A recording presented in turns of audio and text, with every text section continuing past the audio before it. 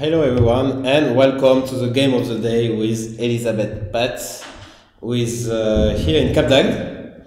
So for you, how many times did you play here? First time. This is your first time. Okay, we were not completely sure, so this is the first time. Because this is a very special tournament where there is 8 players. This is Cup of Trophy, but 4 men and 4 women, so many women participate every year. It used to be with Karpov actually, no? At some point. It used to be with Karpov. I even beat Karpov in the final. But Karpov will play a match with the young Indian player Neil Sarin at the end of the week. So it will be a few games in a match. So Anatoly Karpov will visit the tournament, of course. And you had the first day, which went very well the first 2 games. Yes, then.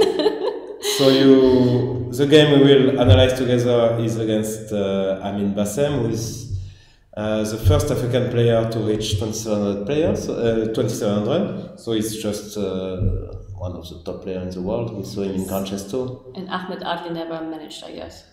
Sorry? Ahmed Adli? You think he had 2700? Probably not. No, I wouldn't think so. No, he's the best, okay. the best African player ever. And you drew against Nihal Sarin, yeah. Which was a very strange game in terms of blunders. Yeah, that was a pity I missed. I missed the check, but he missed too, so it was fine at the end. And you had an excellent position against Marisa Bag, but I think I don't know where I went wrong. Probably after e6 I should play differently. Yeah, it was a very sharp game anyway. So, and she's very good in rapid, as you are, because you were.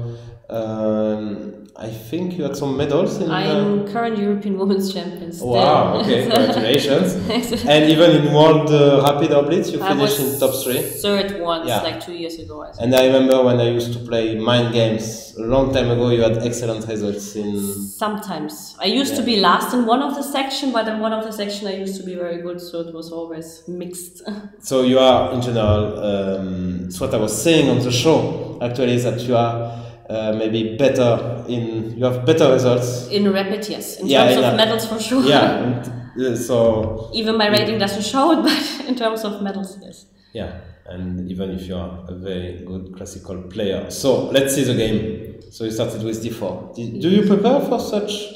You know, like I had today no charger for my laptop because I forgot some converter to Europe because I have only the English plugin. So I mean my preparation for the first 2 games was 0, and then I prepared against Marie and it was probably the wrong move. Okay. So you started with d4? Yes.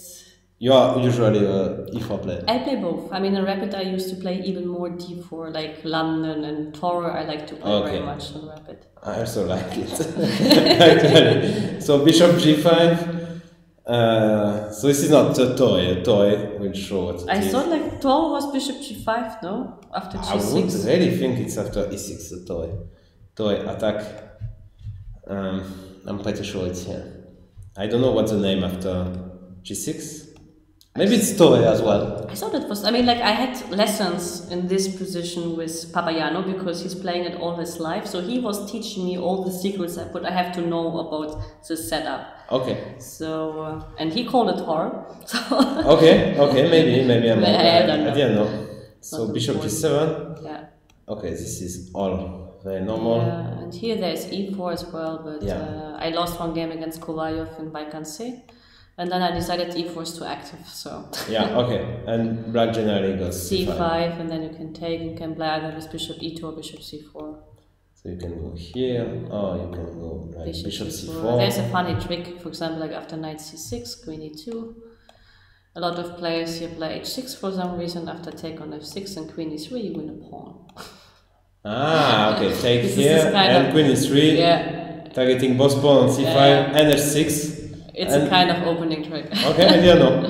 Well, now you know. Okay, so you play d3. Yes. b6. Now he wants to just double fianchetto, and okay, this is very normal. Bishop c4. It's possible, yeah. And okay, both players just you play a4. Okay, of course you want a5. He doesn't want to let you do. And now rook e1. So you somehow regret your decision not to. No, I wanted to. Basically, I wanted to wait for e5, and once he plays e5, I take and play e4. This was the plan. So let's see if he plays e5 now. You just take. Yes, and the idea was then to play e4. That was. And then you play against the bishop. Yeah. And this is actually not so. I mean, this is convenient for white to play. This kind of, at least according to Papayano, we had this structure discussed it. So looks nice. Super, and that's why I mean, like rook a1. Okay, also like I have an extra square now for my bishop to f1. Okay, which you use the very next move. Yes, I used it a couple of times. c5, bishop f1. Yes. So maybe we can show it's not really possible now, or is it? Well, it could be, but I didn't want to even calculate knight takes e4 and d5 stuff. I mean, there's no need to reset act. Probably there is the pawn e7. So it's not working, but probably it's not working because this bishop e7 will come. But okay, you didn't want. You wanted some. It's the first game as well. I wanted to wait because he's a very dynamic player. So I mean, like I don't have to push. He will push himself. I was sure about that. So c5, bishop f1. And rook c8 first, which I'm not sure. I mean, maybe he wants to take sometimes. If you play e4. He also like at some point I could play with b4, so maybe this is also problematical. That's why I played queen b3, which is b4, which is also an idea. He can take a knight d5 and suddenly have to calculate. And the rook is very well placed on c8. Yes, so there's no need to be that active. So rook c8 is probably a very useful move. So you played queen b3? Okay, basically I wanted nothing, I just wanted to wait. Okay. Or maybe e4, at some point I will push. This was I was thinking. At some point e4 is actually coming. Okay, and he went for it. Yes. g5, as expected. That's true that he has a very active style and very interesting player. Bishop g3 and knight h5, which is as well very typical. And now you came back with a bishop. Okay, I wanted to prevent king h8 and f5, so I thought like bishop c4 is an excellent way. Okay, bishop c8 just to prevent this planned king h8 and f5 because f7 is just hanging. Probably he can never play this, but I thought like okay, I play bishop c4. Also bishop d5 at some point could be an idea just to exchange his bishop, which is not. So he prevented that. He played knight df6. Yes, and then I thought like I will see what he will do if I just go back. So you just go back? Okay, I didn't notice that actually. But you're just playing this waiting game, I mean, the thing is, like, if you play against someone like super dynamic, you don't have to push, and actually, like, after knight f6, also, like, his knight is sort of misplaced, so bishop c4, at some point, he may go with d5, so I could just go bishop f1 back, and he has actually nothing better, probably, than playing knight d7 back, but he will never do that, so... That's for sure. That's for sure, that's all, like, why not? Yeah, okay, it's not easy, of course. The right plan for black is to play f7, f5, but we prevented it by playing bishop c4, bishop f1. So maybe that was the logical outcome of the game. Just knight d7. And yes, he should play knight d7, I think. Okay, but he doesn't want to draw. And since you know that, it's actually very nice just to play this kind of rubbish stuff. And rook b8, and then you went for it. Okay, now e4. Okay, at some point now he's inviting me to e4. You want to punish. Okay, let's come back. No, sorry. Knife. e4, of course. And now it's perfect timing, yeah? No, I think now actually he has already some problem. It's not so easy for him, let's put it this way. You want to play e5. So he takes, and... He took on d4. And played d5, which d5 was super risky in my opinion. We criticize that move. Okay, so you went e5, which is the only reasonable move. Knight e4. And rook d1 simply. Rook d1. So your next is just to go here and... Yes. And basically then he has to take, and I play bishop b1, queen d3. It's not like that. The funny part is like the position is so easy suddenly that I don't even have to find moves, you know, they come very automatic. And he cannot really play f5 because that would be... f5 now I think I can just I can take twice. No, I can take on e4 twice because as well. He's not even in time. Yeah, you can just take here, which is nice. Takes and rook takes e4 and rook takes e4 and the king is just completely winning here. So knight e4. Sorry, that's some venue. It's not our software. So I'm not used to it. Bishop d3, knight takes, rook takes, and now you think, so you are very optimistic here. You thought you were winning? Okay, I didn't think that I was winning, but at least I knew that I knew my next kind of 5 moves, which was nice feeling. So bishop b1, queen d3. Yes, and then maybe like knight h2, knight g4, something like that. Knight g4. Yes, and then f4, rook f1. I mean, like I knew. I mean, this idea was rook f1, maybe the other one on f2. Yes, okay. I mean, the ideas are easy for me. Yeah, and what we say is that we never made a fianchetto bishop, but there is always exception to every rule. Okay, but this bishop is just very weak now. Yeah. I'm not even sure you can defend both this bishops position. Actually are very sad, this bishop. Maybe here I think I would have played b5 right away. That's what I thought he should do. b5 right away, Yeah, b5 you would never consider to... No, I wanted always after b5 to play bishop c2, because now after b takes a4 there's queen d3 and if rook e8 then I can take on a4. This was the idea. So you give check first or not? I give check first, of course. Otherwise I don't win the exchange. And now I take on a4. How do you... I don't win the exchange. No. Okay. But, yeah, you win the game. It's enough. Queen a5 you have to consider. It's not that simple yet. You lose the game then. I lose the game. I'm not even sure this is lost, but... Well, now it looks critical. Actually, you have to come up with some good moves. Yeah. Okay, and anyway, I mean, like, okay, it has to be more precise, but in any case, I mean... Yeah, maybe you're right, actually. That kind of... That could be funny, no? I mean, this is knight still... Knight g4 with the idea of knight f6. Okay, maybe f5? Yeah, knight f6, takes. Do I have a check here? I have a check and then rook here. Yeah, no, this is not great. This is not... Yeah, but you have time, and of course... I don't have to play like this, just, I mean, this was my idea. I mean, I thought like he would play b5 right away, because after g4, he's losing extra 10b to protect But you can just take, actually.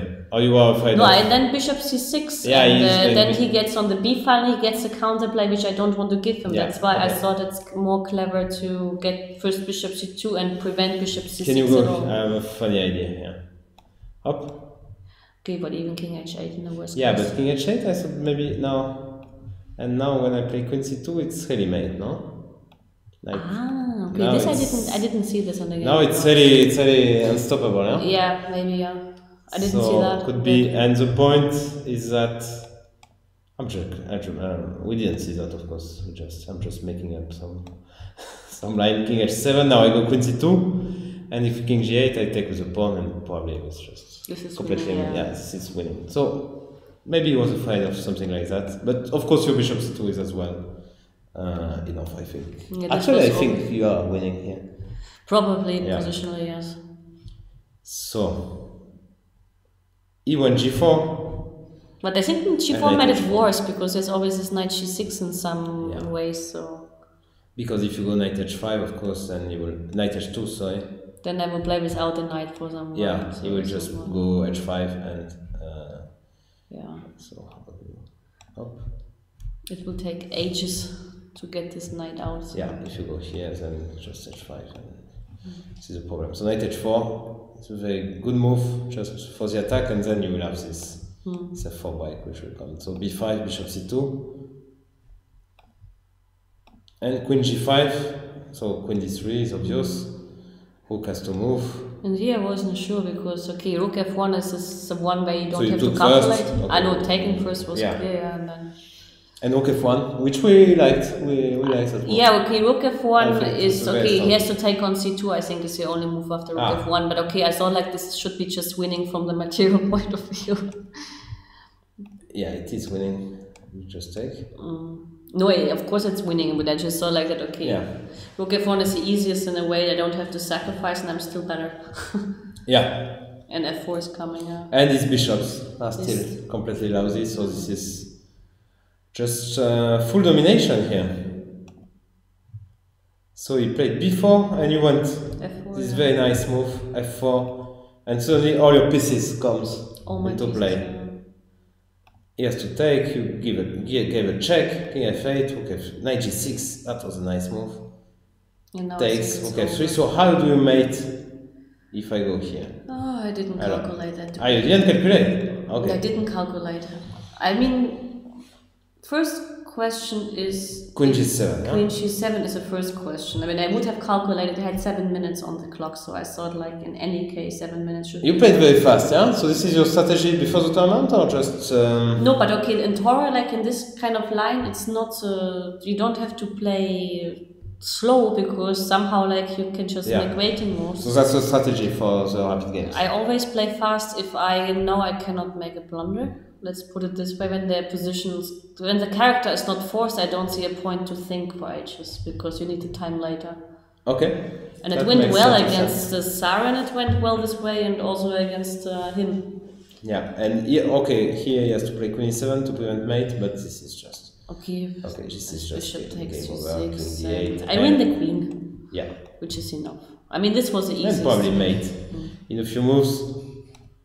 So, and here he played Queen f5, and we wanted something. Okay, Queen takes g6 also wins, but then he has Queen takes f3, but after taking on f5 and g4, I mean, I didn't see even like what you want, you know. So just takes g4, and we thought this was, let's say, the easiest way. Yeah, the easiest and the more cynical in a way, because you just take the material and you just grab some more material and you don't just playing for.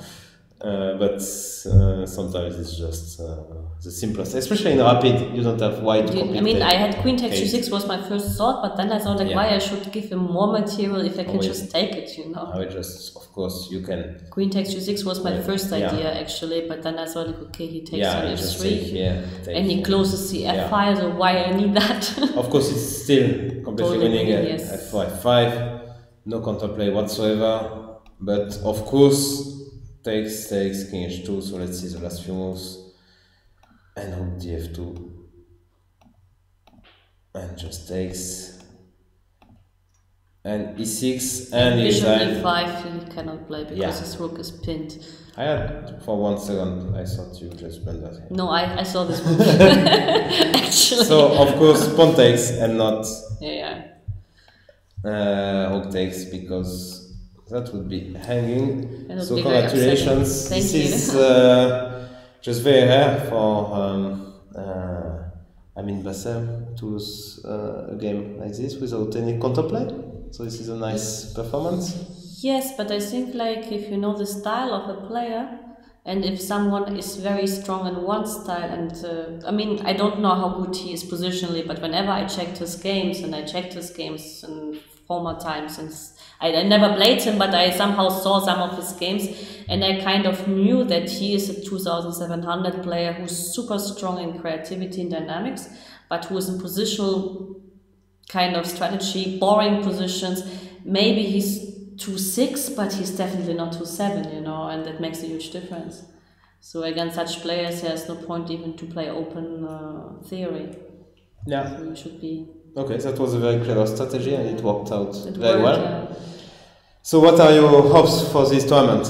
Well, if I make 50%, I would be super happy. But you know the top 4 qualifies, huh?